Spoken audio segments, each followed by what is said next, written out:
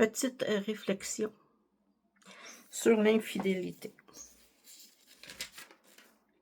Et c'est un sujet que je vois passer plusieurs fois sur l'Internet et je me dis, mais si ça passe si souvent, c'est qu'à quelque part, c'est de plus en plus fréquent où on ose maintenant en parler. Mais ça a toujours existé. C'est pas nouveau, là. Ça a toujours existé. Les humains, ce n'est pas des pigeons qui sont fidèles toute la vie. Les humains sont différents, sont un peu comme... on est des animaux, en réalité. Donc, mais sauf qu'on peut penser et on peut aussi contrôler certaines pulsions. C'est la différence entre vous et le singe. Mais voilà, souvent, j'entends parler des gens de « bon, mon mari est infidèle », et puis il est parti avec cette femme-là, il est tombé en amour, puis il s'est en allé. Ça, c'est ce qu'on appelle des accidents de parcours causés par l'univers. Parce que parfois, ça arrive, là, je vous le dis, là, ça arrive. Vous êtes dans le mauvais couple. Et ça, c'est dû, vous êtes marié trop jeune, il y a 1001 raisons. Et arrive à un moment donné la personne que vous deviez rencontrer à un moment avant et ça n'est pas arrivé pour X raisons. Et l'univers va finir par vous remettre la même personne sur le chemin et vous allez réaliser que c'est karmique parce que vous étiez à tel endroit, à tel moment.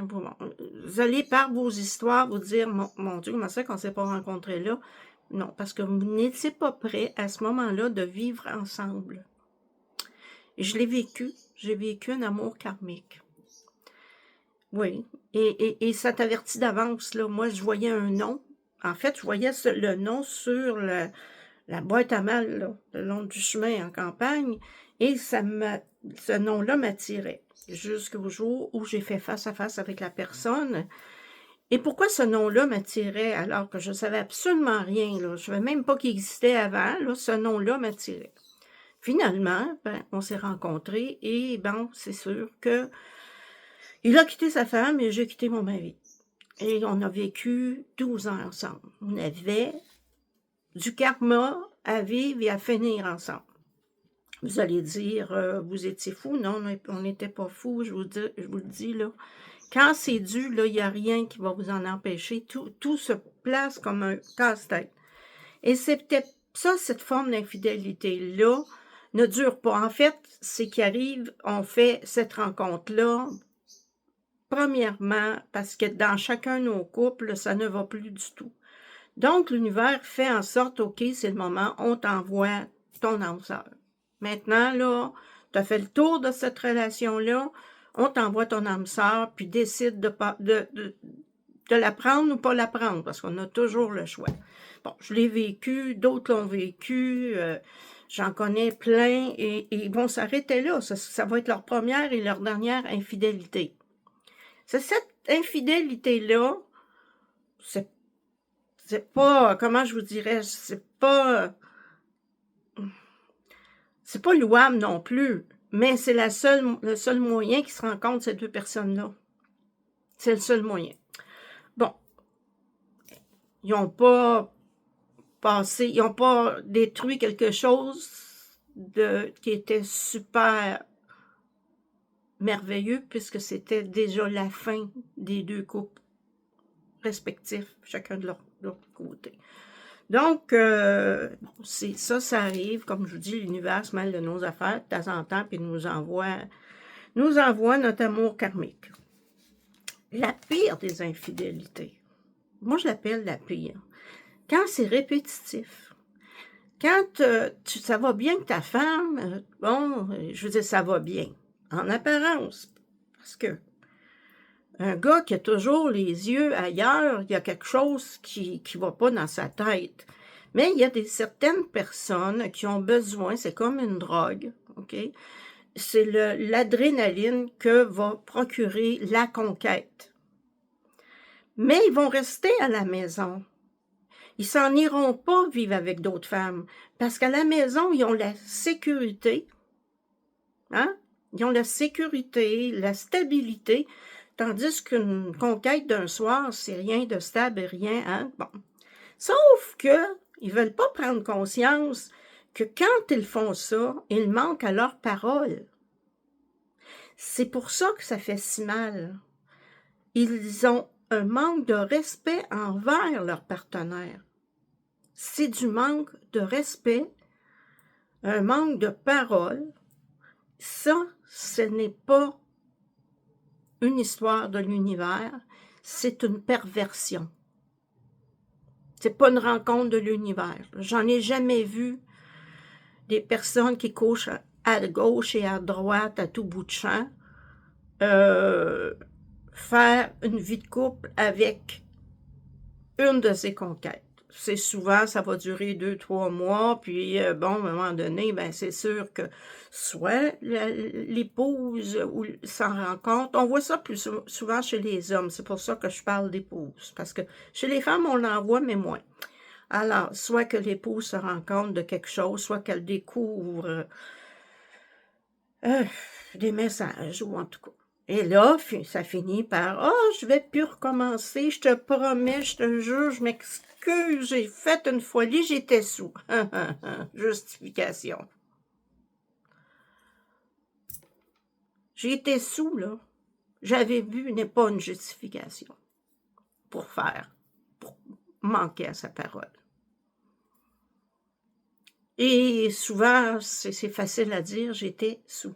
J'étais bourrée et j'ai manqué à ma parole, je ne recommencerai plus.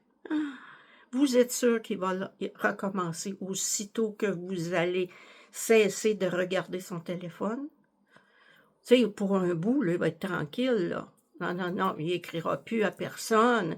Mais si vous prenez le temps, vous pouvez peut-être voir qu'il y a des messages qui ont été mis en archive.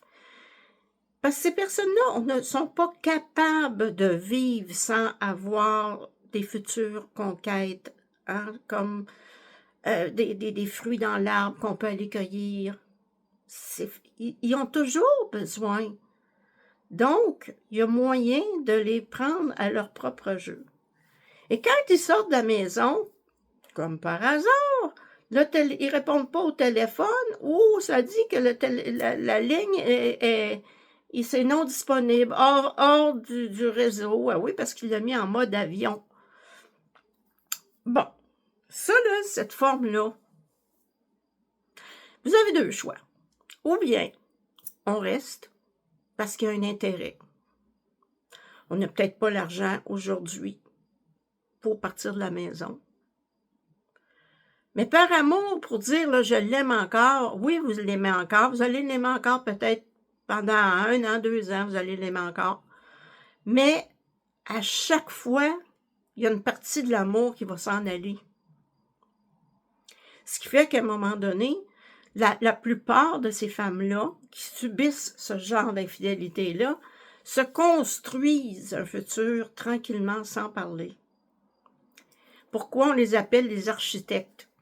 Parce que si au moment où c'est arrivé la première fois, elles ne sont pas parties, elles vont préparer tranquillement leur futur départ, tout en se disant, bon, ok, je vais te faire confiance encore une fois, mais recommence pas. Mais là, l'autre, lui, recommence, parce que je vous dis, c'est une addiction, c'est comme la drogue, l'alcool, c'est une addiction, l'adrénaline que procure une conquête. Et ça ne guérira pas. Cette personne-là va être comme ça jusqu'à ses vieux jours. Et même quand on parle des vieux cochons, là, tu sais, le gars, là, le gars, là, le vieux, là, qui mate les fesses de toutes les filles qu'il voit, là, ça en était un, ça. Un infidèle. Eh oui. Parce que j'en ai vu des personnes âgées, des hommes âgés, de mon âge, ne même pas regarder une jeune fille passer. Être intéressé face à la personne, il n'est pas là à regarder tout ce qui passe. Et t'en as d'autres qui sont des anciens prédateurs qui, eux, Tu parles avec eux, mais aussitôt qu'ils voient passer une paire de fesses, c'est ouh, ils vont regarder. Ça, tu sais quelle ancienne personne c'était. Ça s'en va pas, ça va rester. Ça va rester toute sa vie comme ça. Toute sa vie. J'en ai pas vu encore. Je n'ai pas vu de ce genre d'homme-là être infidèle plus jeune et être rendu à 50, 60, 70 et être fidèle. Ils sont toujours infidèles. Alors, la femme qui vit avec ce genre d'homme-là, comme je vous dis, soit elle reste par intérêt, sachant très bien que l'homme va ailleurs, pour avoir quelqu'un pour l'aider à vivre, peut-être parce qu'elle n'a pas travaillé, je ne sais pas, il y a 10 000 raisons hein, de vivre avec quelqu'un. Mais elle sait que son mari n'est pas fidèle. Elle le sait et elle s'arrange avec ça, on va dire comme ça. Ou tu as l'autre qui décide, écoute, tu as manqué à ta parole, tu as manqué à ta promesse, tu m'as manqué de respect. Moi, je m'en vais. Ou tu t'en vas, dépendant qui est qui. Qui est chez qui. Alors, là, cette personne-là qui a commis l'acte, va dire « Je t'aime, c'est toi que j'aime, l'autre, elle compte pas. » Ben non, l'autre, elle compte pas, mais le geste, il compte. C'est ça, ce sont des personnes irresponsables. Ils prennent pas la responsabilité de leurs actes. Donc, l'autre, ça comptait pas, c'était juste une histoire de cul, mais toi, je t'aime, mon amour, je ne peux pas vivre sans toi. Eh bien, n'écoutez pas. Ça sert à rien de toute façon. Oh, j'en connais que, puis on est plusieurs, j'ai passé par là aussi, qui va dire au début, bon, ok, peut-être c'est une erreur. Hein? Une première fois, c'est une erreur. 2 fois, là, ça commence à être une habitude. Puis 3 fois, là, ben, ça fait partie de la vie. C'est comme ça que ça va se passer pour le reste de ses jours et de tes jours. Et souvent, une personne ne va peut-être pas partir à la première infidélité, mais au bout de 2 ou 3, elle va faire ses valises ou elle va mettre l'autre dehors. Pourquoi on fait ça? C'est pour se respecter et s'aimer. L'autre personne ne le fait pas, elle ne nous respecte pas, elle ne nous aime pas. Que faire? Comme je vous dis, c'est soit tu es une personne calculatrice, tu restes parce qu'il est riche. Écoute, tu as le droit d'être calculatrice puis rester parce qu'il est riche puis de le laisser s'envoyer en l'air n'importe où, là. Ça, c'est ton droit à toi, c'est ton choix. Puis tu as l'autre personne, elle, qui, quand l'autre manque de respect, ben, elle-même se manque de respect en acceptant ça et elle ne voudra pas rester dans une ambiance comme ça. Surtout que c'est malsain, c'est très malsain. Mais comme je te dis, la femme architecte que j'appelle, elle calcule son histoire, elle se bâtit un monde et puis elle est suffisamment solide pour se dire « Je m'en fous que tu me manques de respect. Moi, c'est ça que je veux. Puis toi, ben, je me fous de ce que tu penses. » Il y en a. Il faut l'avouer, puis il y en a. Mais il y en a que, quand l'autre a manqué de respect, ils sont profondément malheureux. Ces personnes-là sont hyper sensibles. Ils sont incapables de calcul, sont incapables de quoi que ce soit. C'est tout ou rien. Et ces personnes-là souffrent. Et c'est pas vrai que ça recommencera pas. C'est pas vrai. C'est absolument faux. Ça va recommencer. Même si votre mari ou votre partenaire vous dit « Je t'aime, ma vie, tu es ma vie, je ne peux pas vivre sans toi. » Oui, c'est vrai. Tu es sa sécurité, sa stabilité. Alors oui, tu représentes la personne qui lui donne une sécurité, une stabilité qui est là pour lui. Les autres, c'est des aventures, mais t'as pas à payer le prix d'une personne insécure qui a besoin de conquérir tout le temps pour se sentir quelqu'un, puis qui a besoin d'une sécurité de l'autre bord. Toi, t'as pas à payer ça. Alors, à toi qui vis ça, Ben moi, je te dis, dépendant de ta situation et de ta capacité, vaut mieux en finir le plus vite possible si tu es une personne hypersensible, parce que ça va te détruire petit à petit. Si tu es une personne qui, toi, tu dis, ben écoute, OK, je viens de découvrir ça, mais bon, moi, je suis pas prête maintenant, puis à un moment donné, je le serai. C'est toi qui sais qu'est-ce qui est le mieux pour toi. Mais dis-toi une chose, l'infidélité répétitive, c'est comme l'alcool, c'est comme la drogue, c'est une addiction et la personne qui vit ça n'en guérira probablement jamais puisqu'elle n'est pas consciente de son problème, de son addiction. Toi, en tant que partenaire, tu n'es pas obligé de subir les addictions de l'autre. C'est ça la vie. Alors, si tu vis ça, tu dois trouver une manière de sortir de cette situation-là qui va te détruire. C'est sûr, ça peut prendre quelques années, mais c'est sûr qu'au bout du compte, tu vas être une personne qui va vraiment avoir le cœur brisé en mille miettes, parce que c'est souffrant. Donc, je tenais à parler de ça parce que ça existe. J'ai des cas à qui je parle et selon l'histoire, je peux le dire, ça va se respecter, non, hein?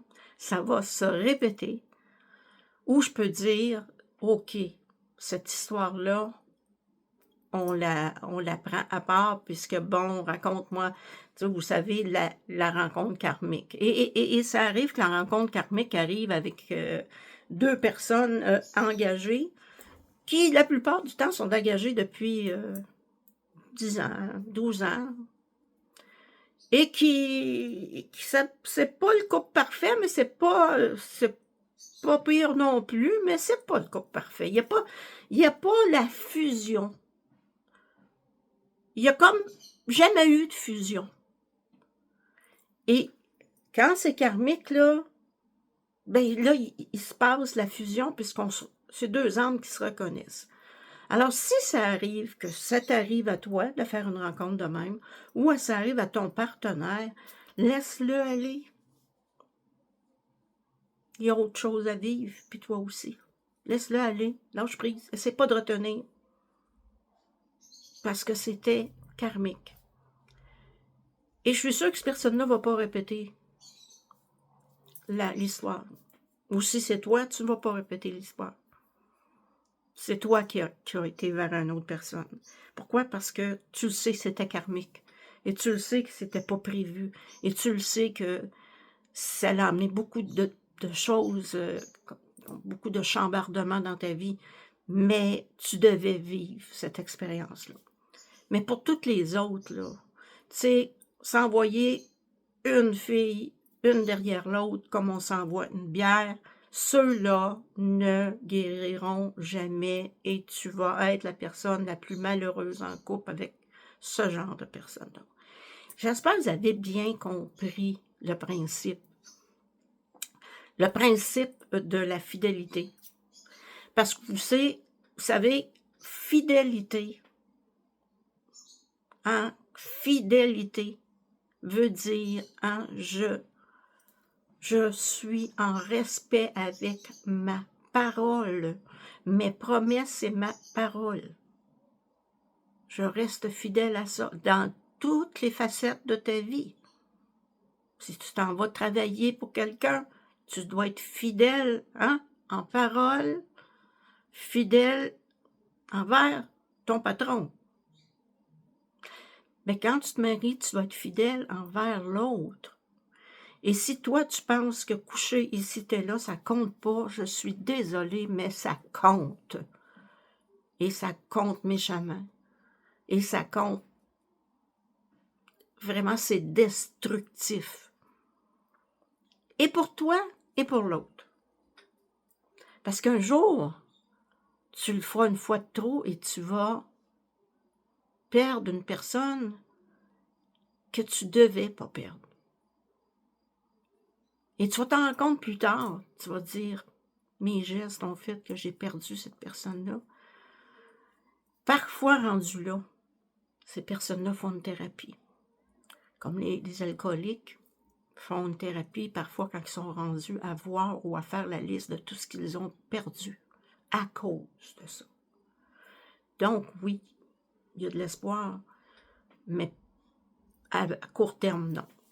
Alors, si, je reviens là-dessus, si tu subis ça en ce moment, dépendant de la sorte dont je t'ai parlé, tu peux m'écrire, entre en contact avec moi, et je pourrais t'aider à passer à travers ce chemin.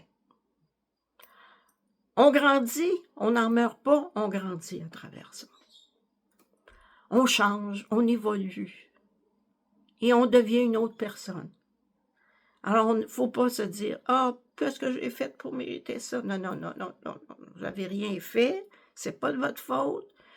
Vous avez juste comme fait tellement confiance. Et c'est ça. Et vous ne saviez pas à qui vous aviez affaire. Ben, vous l'avez appris. Mais à travers ça, il ne faut pas fermer son cœur complètement. C'est-à-dire que oui, il faut grandir sans se fermer aux autres. Et c'est ça, c'est là où je rentre en ligne de cause et que je peux vous aider. Alors, ne vous gênez pas pour m'écrire parce que je peux vous aider. Je peux vous aider à passer à travers cette grosse épreuve de vie-là. Alors voilà, c'est la première fois que je parle de ce sujet aussi précisément.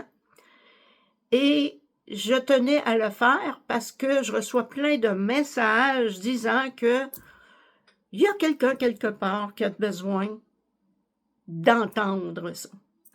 Alors, dans ce temps-là, moi, ben, je m'installe, je fais des recherches un petit peu partout pour savoir un peu l'opinion des psychologues et tout ça. Et finalement, je me décide à vous faire une vidéo. Et voilà. Et je vous embrasse et j'espère que je vous ai aidé.